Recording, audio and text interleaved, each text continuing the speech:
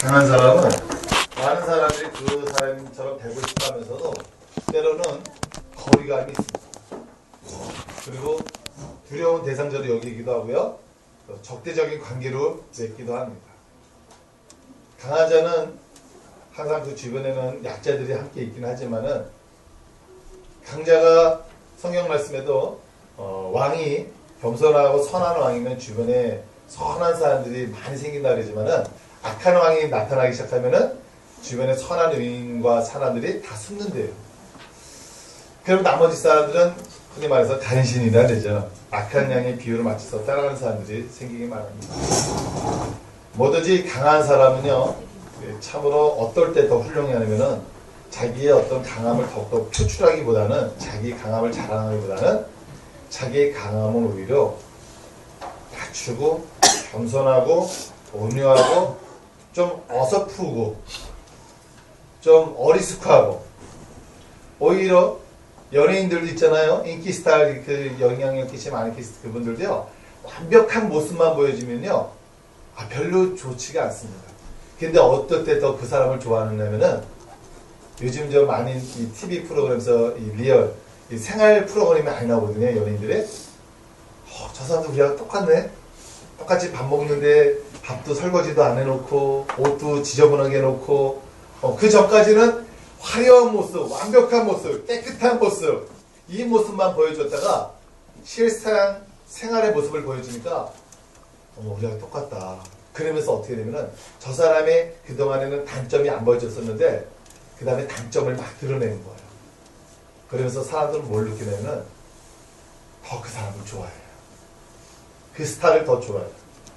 그 강했던 그 사장의 허물을 보여줌으로 말미암아 야 사장님도 저 강한 분도 저 스타도 인간이네, 사람이네. 똑같은 사람이고 똑같은 허물을 가지고 있구나. 인간미를 느낀다고 합니다. 인간. 그래서 그 스타를 더 좋아한대요. 그 강한 사람을 더 좋아한대요. 분리만 하는 게 아니라 연약함을 드러낼 때. 물론 일처리에는 깔끔한 힘이 필요하지만은 나머지 부분에서는 연약성을 드러낼 때요. 더 좋다고 합니다. 우리 성경에 그런 인물들이 굉장히 많이 나와요. 여러분 다윗 있지 않습니까? 다윗이 어땠어요? 그 600명의 군사들과 함께 다시 한번 그 약한 자들, 그 강도들이라면 굉장히 사회적으로 비난의 대상이어야 되는데 어떻습니까? 오히려 그는요 정의로운 일들을 행하고 있었단 말이에요. 그러나 이 다윗이 한때 위기가 있었죠. 자기가 어려울 상황에 처했을 때 그가 목숨을 구할 수 있는 방법은 뭐였냐면은 이스라엘 땅이 아닌 블레셋 땅으로 들어갈 수밖에 없는 상황이 있었어요. 그때 여러분 다윗이 그 위대한 장수가 그 위대했던 왕이 그 위대했던 사람이 어떤 모습으로 들어갑니까? 침을 질질 흘리면서 들어가요. 침을 질질 흘리고 햇소리도 하고 그냥 머리도 빙빙 돌리고 옷도 게스름하게 아무렇게나 입고 블레셋 땅으로 들어갔을 때 블레셋 사람들이 뭐래요? 적군의 왕입니다. 적군의 장수입니다. 저 사람이 우리 골리앗을 죽이기도 했던 사람입니다. 처음에 다 벌벌 떨었어요. 왜? 강한 자니까. 그런데 행색을 보니까 도른 모습을 하고 있는 거예요. 갑자기 강한 자가 약자요, 천한 자요, 바보 같은 자로 변했어요. 그랬더니 왕이 뭐라 합니까? 저 봐라. 저 침도 질질질 흘리고 머리도 감지 않고 눈곱도 있고 옷도 찢어지고 햇소리도 하고 저걸 누가 지난날에 당당했던 다윗이라고 여기겠느냐? 여러분 다윗은 사실 살기 위해서 그렇게 자기를 위장을 했어요. 자기의 약한 모습을 보여줬단 말입니다. 사실 그거 쉽지 않은 용기거든요. 근데 세상은 그 블레셋 왕과 그 나머지 지도자들은 속아 넘어갔죠. 그리고 그들을 포용할 수 있었어요. 그래? 너 이쪽에서 한 군데에서 네가 살고 있고 나를 잘 도와. 알겠습니다. 사랑하는 여러분, 우리는 때론 이 세상에 대해서는 사실 강해야 돼요. 영적인 군사로서 우리는 강해야 되지만은 하나님 앞에서는 어떻게 나가냐면 우리는 약한 모습으로 나가야 됩니다. 약한 모습. 하나님 앞에 여러분의 명예를 드러내고 여러분의 지혜를, 여러분의 학력을, 여러분의 사회적인 위치를 가지고 당당하게 하나님 앞에 나올 겁니까? 하나님은 그런 하나님 앞에서 그런 당당한 자보다는요, 하나님 앞에 예배를 올 때, 하나님 앞에 기도의 자리에 나올 때, 하나님, 오늘도 저는 하나님 없이는 못 삽니다. 하나님 도움 없이는 저는 오늘도 이 길을 갈 수 없습니다. 하나님이 오늘도 우리의 사업장과 직장과 우리 자녀를 지켜주셔야 합니다. 하나님, 우리는 아무것도 나는 할 수 없습니다. 오직 하나님의 은혜 있어야 됩니다. 하나님의 은총이 있어야 됩니다. 아멘. 하나님 없이 나는 아무것도 아닙니다. 하나님 앞에서는 여러분 약한 모습을 보여주시기 바랍니다. 그러나 세상에 나가서는 예수 그리스도의 그 영적인 군사답게 믿음에 당당하게 여러분 나가시기 바랍니다. 어느 한 원로 목사님이 은퇴하시고 나서요 그런 말을 했대요. 나는 내가 일평생 수십 년간 목회를 할 때 내가 세웠던 계획들, 내가 하려고 했던 모든 것은 다 실패했다. 그러나 하나님 앞에 온전히 맡긴 것들은 다 성공했다. 그 원로 목사님의 마지막의 고백입니다. 왜 목사님도 목회할 때 인간적인 계획이 들어갈 수 있잖아요. 사심이 들어갈 수 있잖아요. 네, 그분이 고백이에요. 내 생각과 내 사심이 들어간 모든 목회 계획은 다 실패했다. 다 실패했어. 부끄럽지만 다 실패했다. 그러나 이건 내 힘으로 하는 게 아니고 이건 하나님이 해주셔야 합니다. 하나는 그러나 하나님 기도 속에서 했던 계획과 그런 것들은요 다 하나님께 영광을 돌릴 수 있는 빛을 발할 수 있었다고 합니다. 후배들에게, 목사님들에게, 사랑하는 여러분 교회는요 하나님이 하셔야 됩니다. 그러면서 성도들한테 그렇게 가르치라고.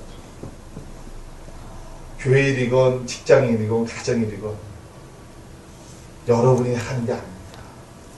하나님이 하셔야 됩니다. 아멘. 하나님이 도와주셔야 합니다. 아멘. 여러분의 강함을 내려놓으시고 하나님께는 언제나 어린아이 같이 연약한 모습으로 순전한 마음으로 하나님께 구하시기 바랍니다. 아멘. 그럴 때 하나님이 도와주십니다. 아멘. 그런 말씀을 해주시더라고요. 우리 지방에서도 마찬가지예요. 교육제의 하는데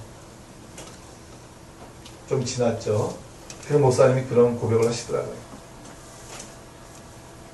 자기도 한때 예술적인 재능이 있었고 음악적인 능력이 굉장히 뛰어났다고 합니다.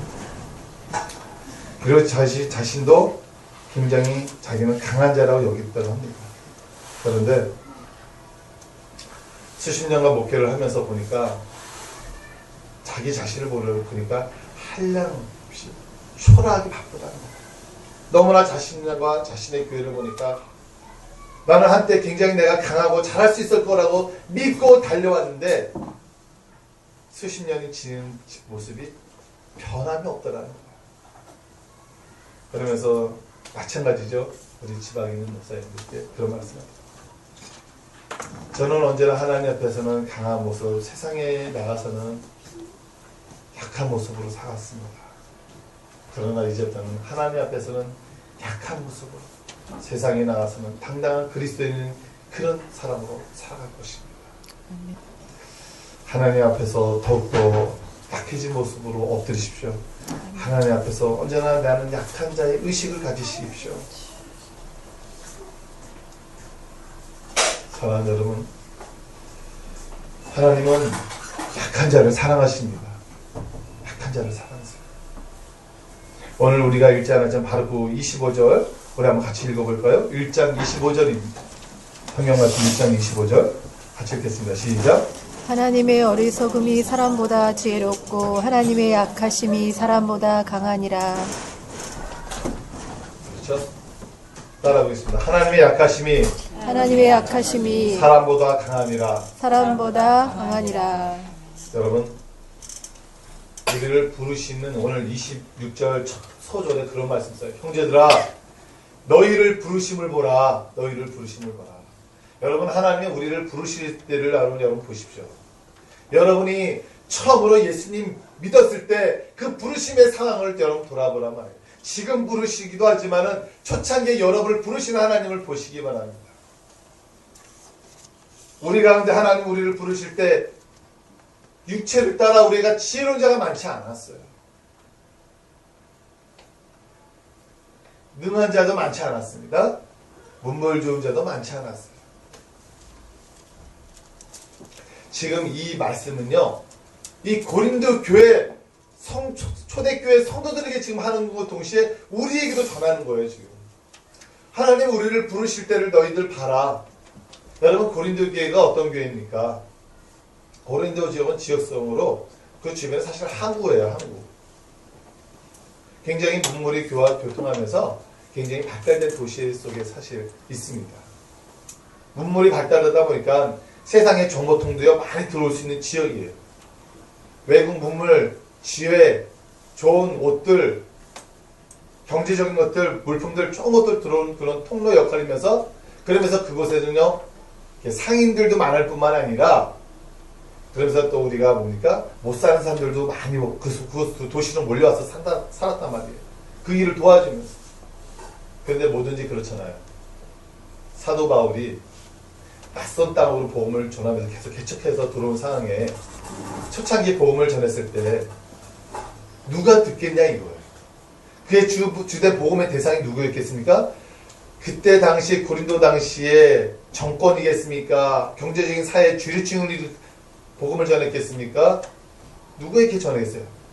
그 시대의 가장 소상인들, 아니면은 그 주인 옆집에서 붙어서 살고 있는 직원들, 가난하고 약한 자들을 불렀단 말이에요.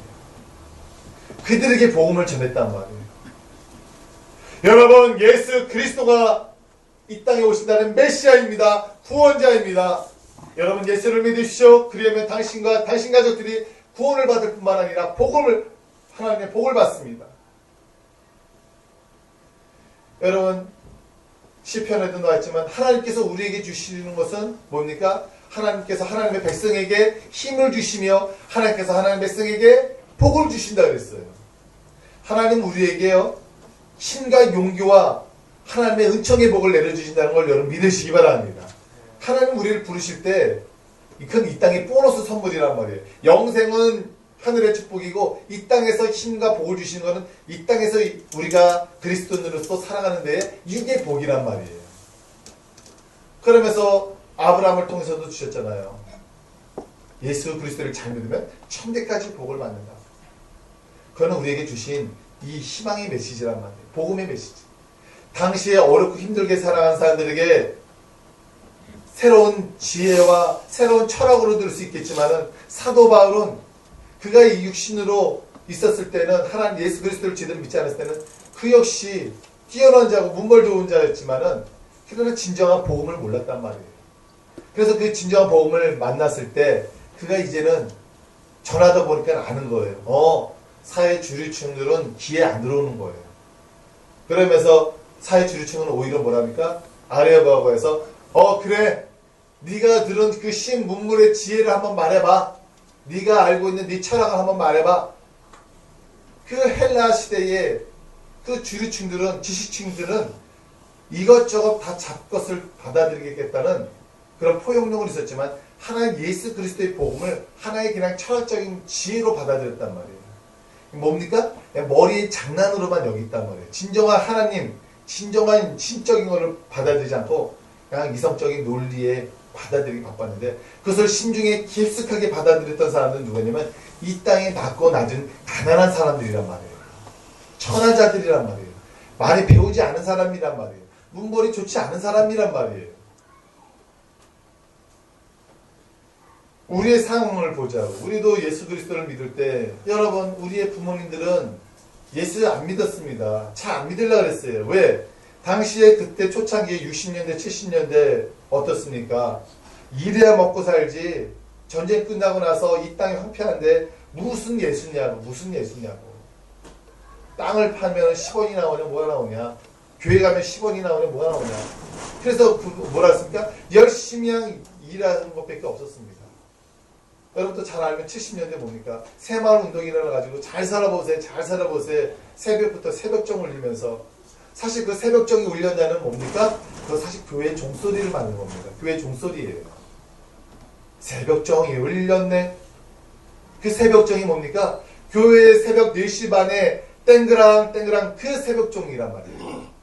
이 대한민국 사람들이 그 새벽종 소리 듣고 나서 일어나면서부터 열심히 일하기 시작했는데, 사실은 교회로 오라는 종소리인데 이 사람들이 그 새벽종 소리를 하루의 첫 스타트를 시작하는 시간 소리를 들었어요. 우리 모두가 여러분 예수 그리스도를 믿을 때 2대 신앙 아니고서는 1대 신앙이라면요, 우리 부르심을 한번 보자 말이에요. 또 우리의 부모님들의 부르심을 보란 말이에요. 화려했던 부모님 있습니까? 사회적인 재능이 있는 부모님 있었어요? 학식 있고 문벌 좋은 부모님 있었습니까? 아니란 말이에요. 그때 당시에 뭡니까? 예수 믿으면 복 받습니다. 예수 믿으면, 저 강화도를 가보니까요, 왜 이렇게 강화도가, 물론 감리교가 들어가기도 했지만은 이 강화도부터 시작해서 이 주변의 초창기에 왜 아이들이 교회에 바글바글 들어왔느냐?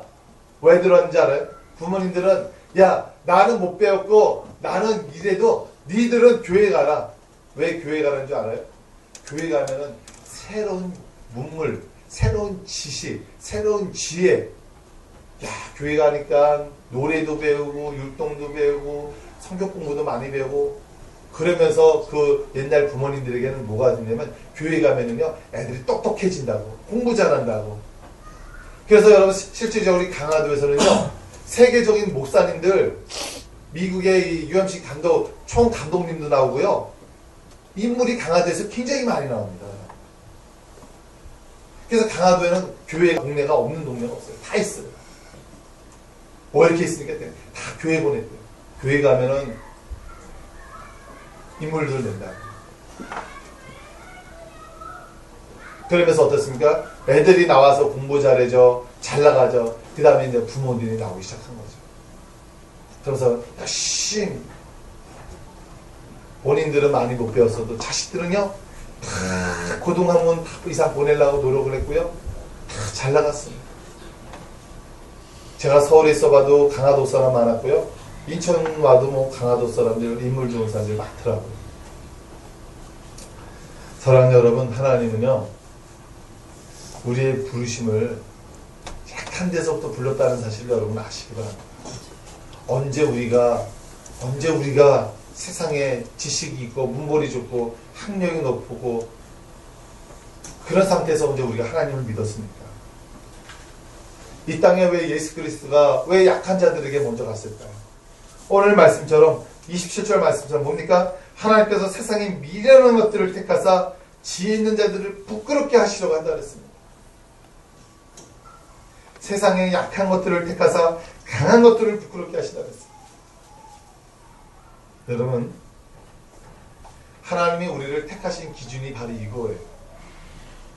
하나님의 기준, 하나님의 일꾼으로 뽑힐 수 있는 기준 라인이 뭡니까? 세상의 사회적인 커트란 이 정도 되는 사람, 이 정도 문벌 좋은 사람, 이 정도 명예를 가지고, 이 정도 학력과 이 정도 재산을 가진 사람들만 하나님이 뽑기 위한 기준으로 삼았다면, 이 세상에 뽑힐 사람, 하나님의 부르심을 받은 사람 아무도 없어요.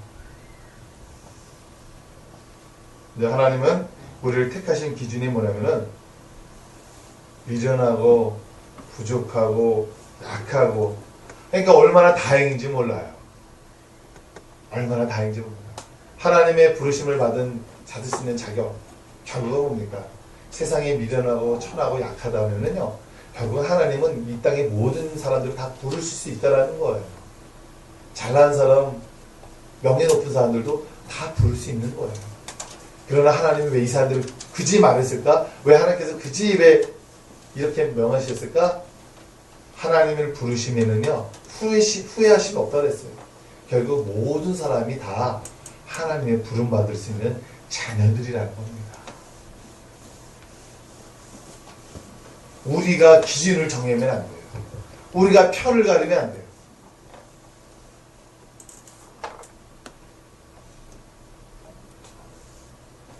물론 이건 있습니다. 교회에서 하나님의 일꾼으로 구분돼서 보다 더 하나님 앞에 헌신할 수 있는 자들, 뭐 집사 기준, 권사 기준, 장로 기준, 요거는 좀 선은 있어줘야 됩니다. 선은 있어줘야죠. 그렇다고 직분자 사역에 있어서 많이 배운 사람, 돈 많은 사람, 그런 사람 세우느냐? 그건 절대 아니죠. 그거하고 이거는 또 다르죠. 일단 우리 1차적으로 부르심을 하는 거에서는 하나님은 구별이 없다는 겁니다. 그러나 교회 공동체 안에서는 또 우리 그리스도인들 안에서는 또 직분자를 세울 때는 구별이 또 필요한 거예요. 왜? 신앙의 모범이 돼야 되기 때문에 그런 겁니다. 신앙의 모범이. 하나님의 목자의 음성을 잘 듣고 교회의 질서를 위해서 구별이 좀 필요하다는 거예요. 그건 필요합니다. 그러나 하나님은 하나님을 부르신 이 땅에 예수님이 이 땅에 오셔서 우리를 자녀 삼으시고 우리를 하나님의 일꾼으로 삼았을 때는요. 결코 우리의 자신의 육체를 자랑하지 못하게 하기 위해서 우리를 부르셨다고 그랬습니다. 사랑하는 여러분, 우리는 약함이 많이 있어요. 어떤 사람에게는 신체적인 약함도 있습니다. 어떤 사람에게는 물질적인 약함이 있어요. 어떤 사람에게는 지적인 약함도 있을 수 있어요. 어떤 사람에게는 또 성품적인 약함이 있을 수도 있습니다. 여러분, 베드로의 가장 약함은 뭘까요? 신체적인 약함, 물질적인 약함, 지적인 약함, 성품적인 약함. 여기서 꼽으란다면 여러분 뭘로 꼽을 수 있을까요? 베드로. 예수님의 12제자 중에서 베드로 있지 않습니까? 베드로는 뭐가 약했을까요? 네 가지 다 약했나요? 여러분, 베드로는요, 요한도 그랬지만은 베드로는 좀 불같은 성격이 있었어요. 뭐야? 하고요, 빡빡 이렇게 불같은 성격이 있었습니다. 한편으로는 그게 굉장히 의롭고 정의로운 것 같은데 하나님의 입장에서 봤을 때는 야, 그거 죽어. 그거 죽여야 돼. 죽여야 돼. 카트 당했습니다. 베드로의 약함은요, 성품적인 약함이 있었어요. 성품적인 약함.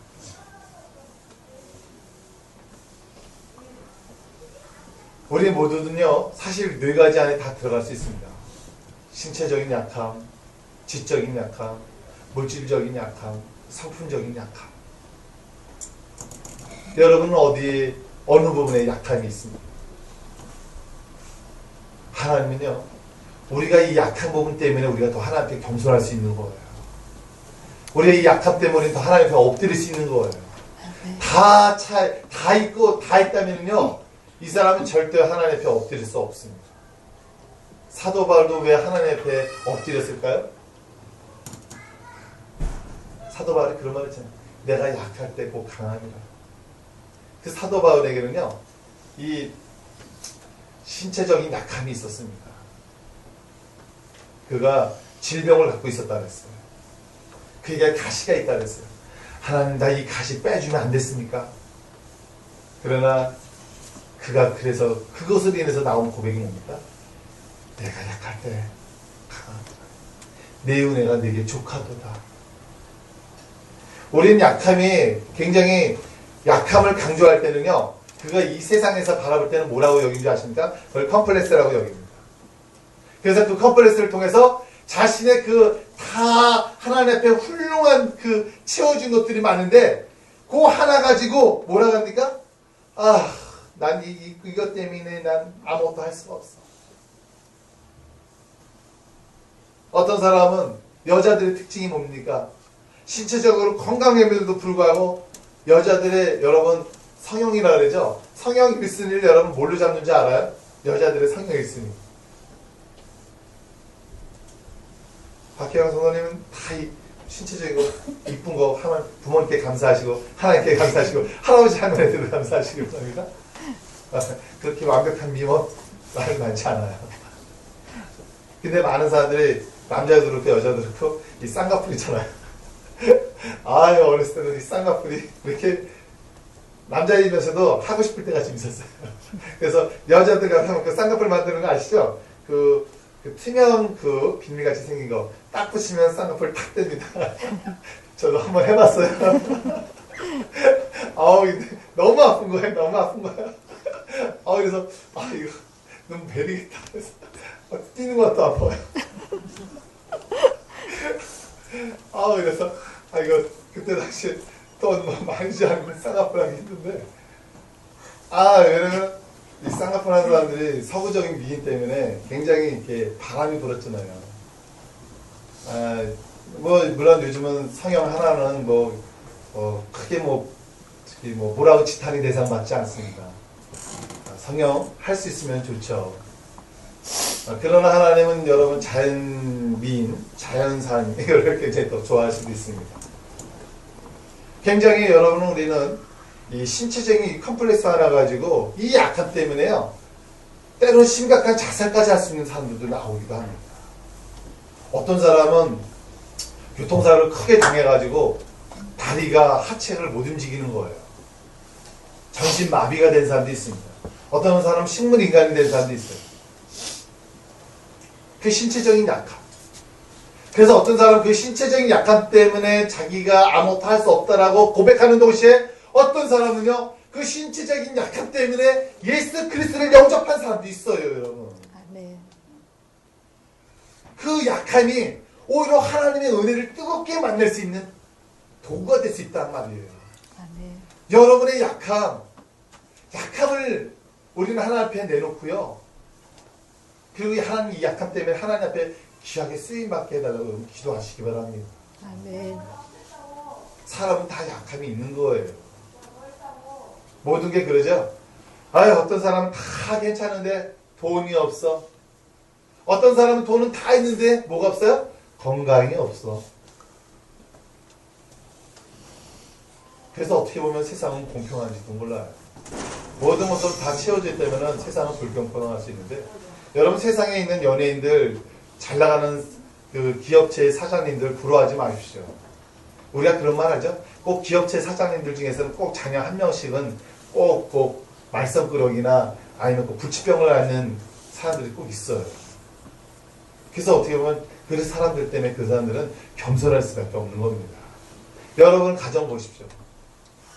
저나 여러분 가정이나 혹시 가정 중에서 자녀들이나 부모 형제나 꼭 신체적인 아니면 다른 것 때문에 약함이 있는 사람들이 꼭 있어요. 그래서 어떻습니까? 가정이 그 신체적인 약함 그 자녀나 부모나 그 형제 때문에 온 가족이 어떻게 돼요? 기도하잖아요. 그것 때문에 예수님 믿고 하나님의 도우심을 구하잖아요. 여러분 이 땅에 예수님이 왜 오셨습니까? 이 세상에는요, 잘난 사람이나 못난 사람이나 다 누구나 약함이 있다라는 거예요. 이 약함 때문에 우린 예수님을 믿어야 되는 거예요. 네. 세상은 이 약함 때문에 하나님을 믿지 않고 때로는 불교를 찾아가기도 하고 다른 것을 찾지만 거기에는 해답이 없습니다. 왜요? 하나님이 이 땅에 사람의 생각, 악함을 아신다 그랬잖아요. 그래서 사람의 수공으로 만든 부처나 다른 이 모든 거는요, 우상이라 그랬어요. 우리가 예수님 믿기 전에 저게 우상이 아닌지를 알았어요. 저것이 나의 전부인 줄 알았어요. 그러나 우리가 예수님 믿고 나서는 뭡니까? 저거는 우상이구나. 저거는 하나님 미워하시는 거구나. 오늘도 이 시대에 하나님은 예수 그리스도를 통하여 다시 한번 성령님을 통하여 이 시대에 연약하고 남몰래 슬피 눈물을 흘리고 고통스럽고 외롭고 혼자 있는 사람들, 약한 사람들을 이 시대에도 아마 찾아갈 것입니다. 여러분 우리가 부름을 받았던 우린 정말 지적이 약해든지 물질이 약해든지 그 여러 가지 약함 중에서 지금은 많이 약함이 강화된 것이 있을 거예요.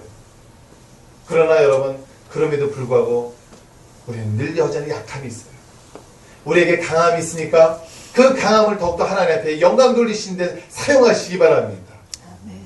약함이 있다면 그것을 인해서 내가 교만하지 않고 겸손하고 하나님 앞에 엎드리시기 바랍니다. 오늘도 예수님은 저와 여러분들에게 왜 2013년 이 12월에 왜 다시 찾아와야 됐을까? 우리의 약함을 만져주시고 치유해 주시기 위해서 오신 줄 믿습니다. 아멘. 기도하겠습니다.